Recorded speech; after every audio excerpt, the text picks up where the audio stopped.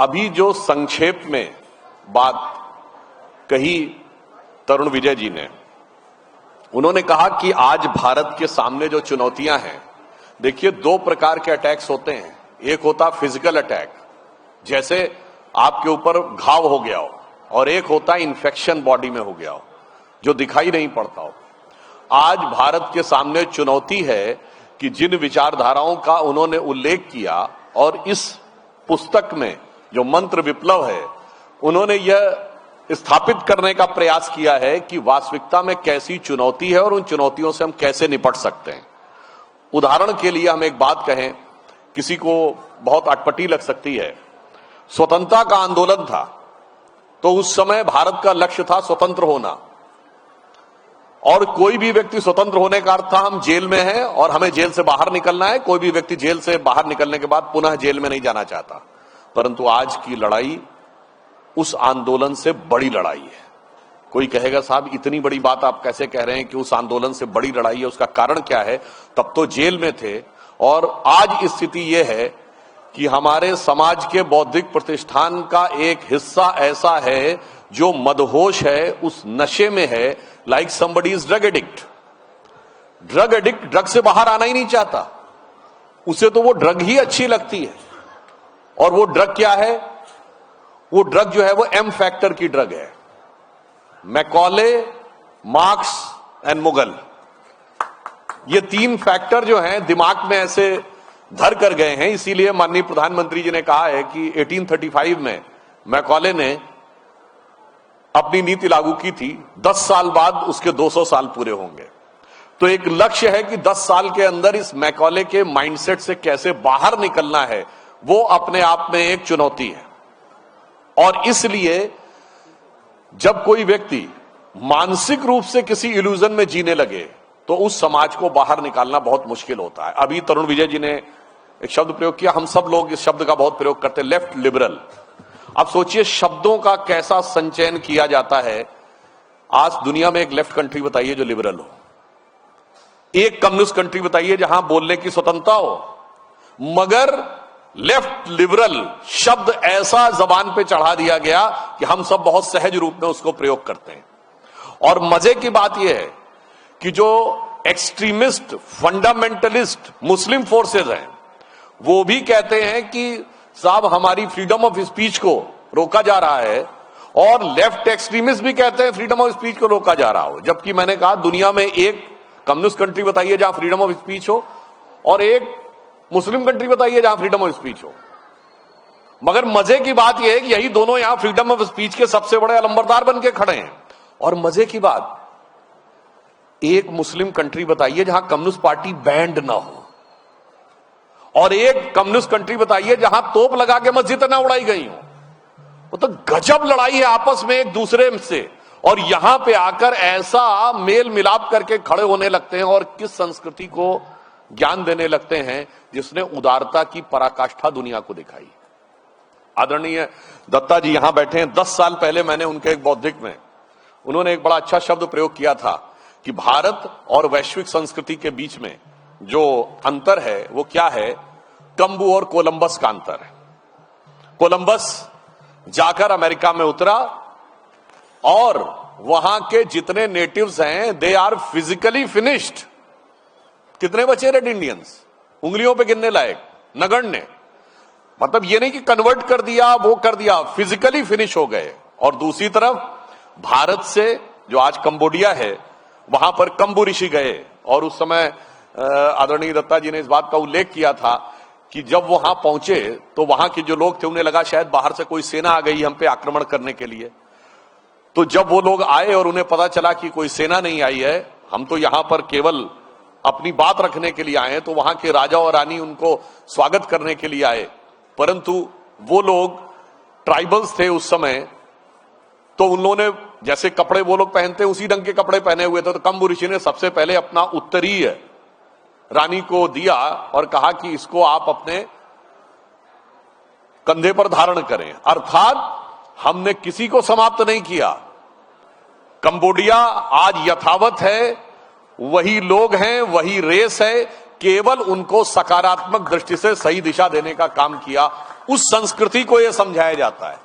और आप ये समझिए लेफ्ट लिबरल इकोसिस्टम क्या होता है। आज मकर संक्रांति का दिन है। आज के दिन माना जाता है कि सूर्य दक्षिणायन से उत्तरायण की तरफ जाता है, और यह दक्षिणायन से उत्तरायण, यह बात मैं पहले भी बोल चुका हूं, वो दक्षिणायन से उत्तरायण क्यों जाता है?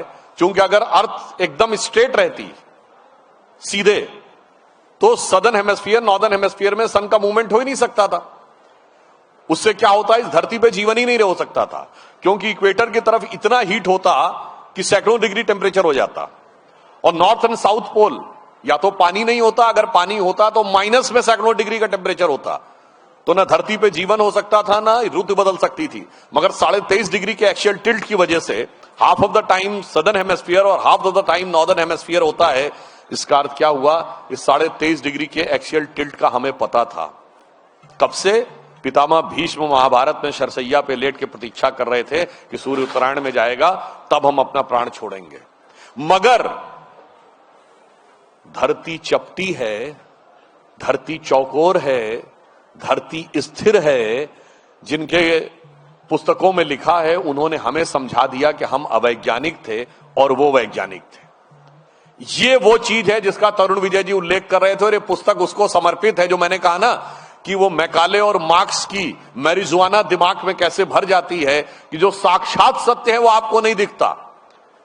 हेलुसिनोजन से व्यक्ति इस कदर प्रभावित हो जाता है कि उसे वो दिखाई नहीं पड़ता है, और इस कारण से हमें इस बात की आवश्यकता प्रतीत होती है कि जिस प्रकार की पुस्तक उन्होंने लिखी कि कैसे हम इस यथार्थ को समझ सकें। और दूसरी बात समझिए, मकर संक्रांति दक्षिण से उत्तर यानी सदर्न से नॉर्थ की तरफ जाने का प्रतीक है।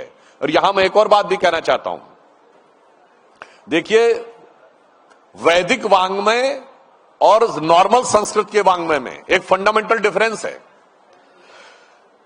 दक्षिण से उत्तर की तरफ जाने को वैदिक संस्कृत में संक्रम कहते हैं, ऊपर जाना, और इसका अपोजिट है विक्रम यानी नॉर्थ से साउथ की तरफ जाना। मगर लौकिक संस्कृति में विक्रम शब्द पराक्रम का प्रतीक है। इसलिए जो लोग अंग्रेजी से संस्कृत पढ़ते हैं और फिर अर्थ निकालने का प्रयास करते हैं, तो वो वैदिक ग्रंथों का सही अर्थ नहीं निकाल सकते, क्योंकि उसका व्याकरण अलग है, उसका अर्थ और संदर्भ अलग है। विक्रम शब्द यहां बहुत सकारात्मक अर्थ में, पराक्रम के अर्थ में प्रयोग होता है, और वैदिक में संक्रम का अपोजिट विक्रम है। मगर एक और बात समझिए, हमारे यहां संक्रांति का पर्व क्यों मनाया जाता है? हमारे यहां सारा का सारा संघर्ष दुनिया जीतने के लिए नहीं है, विश्व को जीतने के लिए नहीं है, अधिक से अधिक सुख पाने के लिए नहीं है। हमारे यहां कहा गया अंतर की यात्रा करो। जब आप अंतर की यात्रा करते हैं और आध्यात्मिक यात्रा पे नीचे जाते हैं, तो हमारे यहां माना जाता है कि मनुष्य की जो सहज प्रवृत्ति है कुंडली की वो अधोगामी है। 7 चक्र है ना, नीचे कुंडली डाउनवर्ड्स रहती है, और जब आप उसको इग्नाइट कर लेते हैं, जागृत कर लेते हैं और ऊर्ध्वगामी करते हैं, तो क्या होता है, दक्षिण से उत्तर की तरफ यानी फ्रॉम लोअर टू अपर ये संक्रांति होती है। इसलिए भारत दुनिया का इकलौता देश है जो संक्रांति का पर्व मनाता है, अर्थात अपनी अधोगामी से प्रवृत्ति को ऊर्ध्वगामी ले जाने के लिए करता है। इसीलिए हम दुनिया के इकलौते देश हैं जहां क्रांति नहीं होती। चाइना की revolution, British revolution, French revolution, American revolution, Russian revolution, जहां दुनिया में बाहर पाना है वहां क्रांति है, मारकाट करना है। हमारे यहां कहा गया जीतना है तो खुद को जीतो, दुनिया को नहीं जीतो। अटल जी की जो प्रसिद्ध कविता है, हिंदू तन मन हिंदू जीवन, रग रग हिंदू मेरा परिचय, उसी में एक पंक्ति है कि होकर स्वतंत्र मैंने कब चाहा मैं कर लूं जग को गुलाम, मैंने तो सदा सिखाया है करना अपने मन को गुलाम।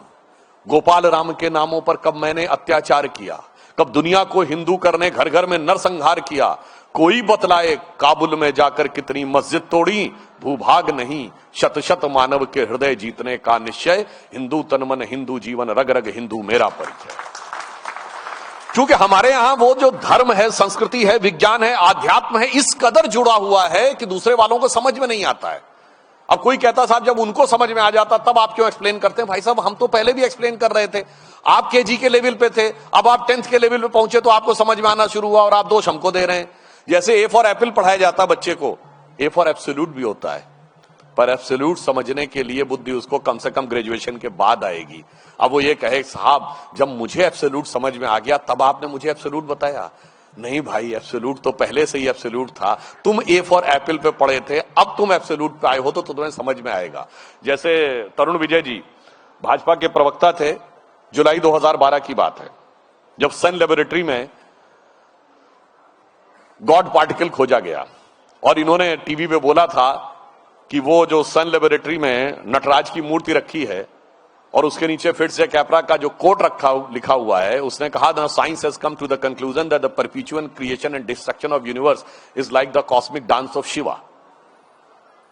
और हिग्स बोसॉन ने यह कहा है, फंडामेंटल पार्टिकल था, कि निरंतर फाइनर लेवल के ऊपर सृजन और विध्वंस होता रहता है। अब कोई कहेगा साहब मैं विनम्रता से कहता हूं, भारतीय और हिंदू संस्कृति एकमात्र संस्कृति है जिसके भगवान की मूर्ति किसी साइंटिस्ट को प्रेरणा देते हुए दुनिया की सबसे बड़ी साइंटिफिक लेबोरेटरीज में से एक में रखी हुई है। और ये ऐसे ही नहीं है, मैं हवा में नहीं कह रहा हूं। जिन लोगों को नहीं पता है उन्हें पता होना चाहिए कि क्वांटम फिजिक्स के 3 सबसे बड़े साइंटिस्ट हैं, मैक्स प्लैंक, वर्नर हाइजेनबर्ग और इरविन श्रोडिंगर, जो फादर्स ऑफ, और तीनों को नोबेल प्राइज मिला हुआ है फिजिक्स में। मैक्स प्लैंक ने 25 जनवरी 1931 को द ऑब्जर्वर के अपने इंटरव्यू में कहा कि in my opinion consciousness is fundamental and matter and energy are the derivatives. Werner Heisenberg ने 1958 में अपनी किताब फिजिक्स एंड फिलॉसफी में कहा कि ऑब्जर्वर को इक्वेशन से बाहर नहीं निकाला जा सकता। जो हम कहते हैं ना भगवान मुझे समझा दो, उसने कहा कि ऑब्जर्वर जो है वो खुद ऑब्जर्व का हिस्सा है, इसलिए उसको बाहर नहीं निकाला जा सकता। तो वहीं इरविन श्रोडिंगर ने कहा कि हम तो खुद मिस्ट्री के हिस्से हैं, इसलिए मिस्ट्री सॉल्व करना मुश्किल है। अब कोई कहेगा साहब इसका भारत से क्या कनेक्शन, तो किसी को कंफ्यूजन हो तो इरविन श्रोडिंगर की 1964 की किताब है my view of the world, उसमें पूरा एक चैप्टर है द उपनिषदिक वर्जन। और यह बात हमारे यहां तो इतनी सहज कही गई है। अब कोई कहेगा बड़ी भारी साइंटिफिक बात कह दी कि जब आप ऑब्जर्व कर रहे हैं तो उस समय आप जो एपरेटस है और जो ऑब्जर्वर है दोनों का एक साथ डिटर्मिनेशन नहीं हो सकता। जैसे उदाहरण के लिए पंखा तेज चल रहा हो तो आप या तो पंखे की पोजीशन डिटरमिन कर सकते हैं या वेलोसिटी। जब तेज स्पीड माप रहे होते हैं तो पंखा नहीं दिख रहा होता है, वहां पे केवल एक वो दिख रहा होता है, और जिस क्षण आप उसकी पोजीशन डिटरमिन करते हैं उसकी स्पीड गायब हो गई होती है। यही हाइजेनबर्ग अनसर्टेनिटी प्रिंसिपल था। हमारे यहां तो छोटे से दोहे में कहा गया है, जगत जनायो जी सकल तो हरि जान्यो नाही, जिन आंखिन सब देखिए आंख न देखी जाए। संपूर्ण जगत का ज्ञान जिस ईश्वर ने कराया उसे आप वैसे ही नहीं जान पाते जैसे आंखों के द्वारा संपूर्ण विश्व को देखने के बाद आप आंख को नहीं देख पाते हो। छात्र जीवन में जब मुझसे ये लेफ्ट लिबरल इकोसिस्टम वाले छात्र बहस करते थे कहां है भगवान, जब तक मैं उसको साक्षात न देख लूं मैं नहीं मानता। मैं उनसे कहता था अपना चेहरा देखे हो साक्षात जिंदगी में? नहीं, आपने अपने चेहरे का प्रतिबिंब देखा है। कोई व्यक्ति जीवन में अपने चेहरे को साक्षात नहीं देख सकता, सिर्फ उसका प्रतिबिंब देख सकता है। इसीलिए ईश्वर को भी उसका प्रतिबिंब देख सकते हैं, साक्षात नहीं देख सकते। और यह बात भी ऐसे नहीं, और जब आप ईश्वर को देखने की स्थिति में आएंगे तो आप अपने में से बाहर हो जाते हैं। जो कबीर दास ने एक दोहे में कहा, जब मैं था तब हरि नहीं, अब हरि है मैं नाही, सब अंधियारा मिट गया जब दीपक देखा माए। The moment I was there the God was not there, now God is here, I am myself has evaporated. यही तो हाइजेनबर्ग अनसर्टेनिटी प्रिंसिपल कहता था, simultaneous and exact determination of position and the velocity is impossible.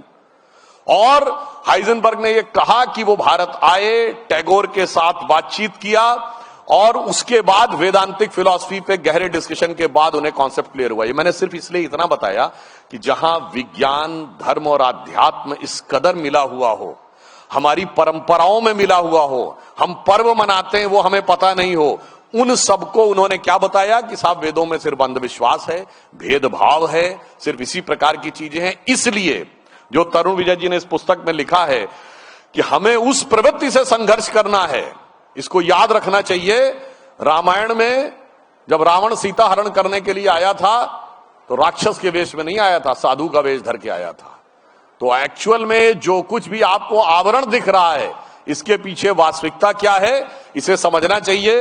अंत में सिर्फ एक point और आपको ध्यान दिलाना चाहता हूं, आजकल बहुत सारा जेन जी की बात होती है और यह माना जाता है कि जेन जी सोशल मीडिया से बहुत प्रभावित होती है। तो मैं उनको कहना चाहता हूं कि ये बताइए साहब, ये पानी की बोतल 10 रुपए की आती है, ठीक, पानी तो 10 रुपए का है, पर फेसबुक फ्री है, यूट्यूब फ्री है, ट्विटर फ्री है, इंस्टाग्राम फ्री है। क्यों भाई? सिर्फ इंटरनेट का पैसा देना है, क्यों फ्री दे रहे हैं? और वो भी एक ऐसी संस्कृति के द्वारा जो ये कहती है there can never be a free lunch, if there is a free lunch there has to be poison in it. वो आपको फ्री का लंच क्यों दे रहा है? फ्री में क्यों दे रहा है? इसका मतलब कुछ ना कुछ आपके दिमाग में वो चीजें लाई जा रही हैं, उसे समझना चाहिए। और वैसे भी एक और मैं बात कहूं, थोड़ा सा विषयांतर होते हुए, फ्री लंच जब दिया जाता है, ये अमेरिकन प्रोवर्ब है, तो आसिम मुनीर को फ्री लंच दिया था डोनाल्ड ट्रंप ने, अब कहा है गाजा में फौज भेजने के लिए तैयार रहो। मतलब ये समझना चाहिए कि अगर बुलाया गया है, अब आसिम मुनीर साहब ऐसे फंस गए कि अगर गाजा में फौज भेजनी है तो घर में गए और नहीं भेजनी है तो वहां से गए। इसलिए ये जस्ट मैंने सिर्फ आपसे बात की, इसलिए आज की जेन जी को यह भी बहुत ध्यान रखना है कि जो कुछ आपको बताया जा रहा है, जो कुछ आपको दिखाया जा रहा है, जो कुछ आपको समझाया जा रहा है, वो क्यों समझाया जा रहा है, इसको बहुत गहराई से समझने की आवश्यकता है, आपके ब्रेन्स को कैप्चर करके एक पर्टिकुलर दिशा में ले जाने के लिए। और उस दिशा से यदि बचना है तो माननीय प्रधानमंत्री जी ने कहा है कि ये अमृत काल है 2047 तक, और इस अमृत काल में हमें न सिर्फ भारत को विकसित राष्ट्र बनाना बल्कि गुलामी की मानसिकता के हर प्रभाव से मुक्त करना है। और गुलामी की मानसिकता का वो प्रभाव जो हमारे अंदर बैठा हुआ है, वो आज दुनिया को भी एक नया संदेश देगा। आपने देखा कि अयोध्या में धर्म ध्वजा और सोमनाथ में स्वाभिमान पर्व। अब देखिए, मैं सिर्फ कहूंगा काल चक्र की गति कैसे पलटती है। 1990 में आदरणीय अडवाणी जी सोमनाथ से अयोध्या की यात्रा पे निकले थे, और आज 35 साल के बाद अयोध्या में भव्य राम मंदिर बनके पताका बनाने के बाद प्रधानमंत्री जी सोमनाथ स्वाभिमान पर्व मना रहे हैं। यानी काल चक्र ने पूरी एक गति पूरी कर ली है। किसी को समझ में आए तो ठीक है, मानो तो मैं गंगा मां हूं, ना मानो तो बहता पानी। कालचक्र की गति किस दिशा की तरफ संकेत दे रही है, उसे समझना चाहिए। और अंत में यह भी ध्यान रखिए कि जो कहा था प्रधानमंत्री जी ने कि यही समय है, सही समय है, भारत का अनमोल समय है। हमें एकदम कॉन्फिडेंट रहना है कि भारत का यह वक्त आ गया है, और जेन जी को इससे यह शिक्षा लेनी चाहिए कि जेन जी के युवाओं जागो, पुनः नया युग आया है। जेन जी के युवाओं जागो, पुनः नया युग आया है, और भारत मां की शक्ति जगी है, धर्म ध्वजा लहराया है। और मैं, आदरणीय दत्ता जी यहां बैठे हैं, ये जो यात्रा हुई है 30-35 साल की, भारतीय संस्कृति के प्रति जिस प्रकार का आघात हुआ है, इसके बाद भी इस ज्वाला को, इस ज्योति को जिसने बुझने नहीं दिया, वो उस परंपरा के प्रतीक हैं। भी सतीश जी भी यहां पर बैठे हुए हैं, राष्ट्रीय स्वयंसेवक संघ से जुड़े बहुत से लोग बैठे हैं। आज वो जानते हैं क्यों नहीं धारा बुझ पाई। जो बचपन में हम संघ का गीत सुनते थे, हम केशव के अनुयायी हैं, हमने तो बढ़ना सीखा है, अंधकार में बंधु भटकते, पंथ बिना व्याकुल दुख सहते, पथ दर्शक दीपक बन तिल तिल हमने तो जलना सीखा है। तो जिन लोगों ने अपने को पथ दर्शक दीपक की तरह जलाया, जिसमें वो कहा था कि तृषित जनों को जीवन देंगे, मां अब हम मधुरित लाएंगे, सुर सरी देने हिमगिरि के सम, हमने तो गलना सीखा है। क्योंकि ऐसे लोगों ने अपनी एक उस परंपरा का निर्वाह किया, इसकी वजह से आज राष्ट्रवाद की वह ज्योति प्रखर ज्वाला बनकर हमारे सामने आकर खड़ी है। बस हमें क्या करना है? देखिए साहब, ज्ञान तो ऋषि मुनि दे गए, कर्म का कार्य डॉक्टर हेडगेवार गुरुजी से लेके आज तक संघ के प्रचारक कर रहे हैं। अब बस उस कार्य की उपासना हमें करनी है। तब ज्ञान, कर्म और उपासना तीनों की त्रिवेणी से भारत मां की यह शक्ति पुनर्जागृत होगी। और आज एक और बिंदु कह देता हूं समाप्त करने से पहले। दुनिया में लड़ाई हो रही है, रशिया यूक्रेन की लड़ाई है, अमेरिका का वेनेजुएला के ऊपर, तो Iran, China Taiwan, America Iran, Cambodia Thailand, सब लड़ रहे हैं किस चीज के लिए? या तो कब्जा कर लो, एनेक्सेशन, या सब्जुगेशन, या डोमिनेशन। मगर भारत में भगवान राम ने जब लंका जीता तो एनेक्सेशन नहीं किया, अपने राज्य में नहीं मिलाया, ना अपना कोई डिप्यूटी बैठाला, ना सब्जुगेशन किया, ना डोमिनेशन किया। पीसफुल कोएग्जिस्टेंस कैसे हो सकता है वो हमने दिखाया। तो इतिहास के उन बर्बर आक्रमण के समय से लेके इतिहास के उस दौर में हमने जो दिखाया है, अटल जी ने इसको अपनी कविता की पंक्ति में बहुत अच्छे ढंग से कहा था। इसीलिए हम आज जीवित हैं कि दुनिया का इतिहास पूछता रोम कहां, यूनान कहां है, घर घर में शुभ अग्नि जगाता वो उन्नत ईरान कहां है, दीप बुझे पश्चिमी जगत के छाया जब बर्बर अंधियारा, तभी चीर कर तम की छाती चमका हिंदुस्तान हमारा। और शत शत आघातों को सहकर जीवित हिंदुस्तान हमारा, जग के मस्तक पर रोली सा शोभित हिंदुस्तान हमारा। इसलिए आप आश्वस्त रहिए, भारत के राइजिंग का समय आ गया है। बस हम वर्तमान को सही संभालें कि गौरवशाली था भूत प्राचीन काल, भविष्यत भी महान है अगर संभालें आप उसे जो वर्तमान है।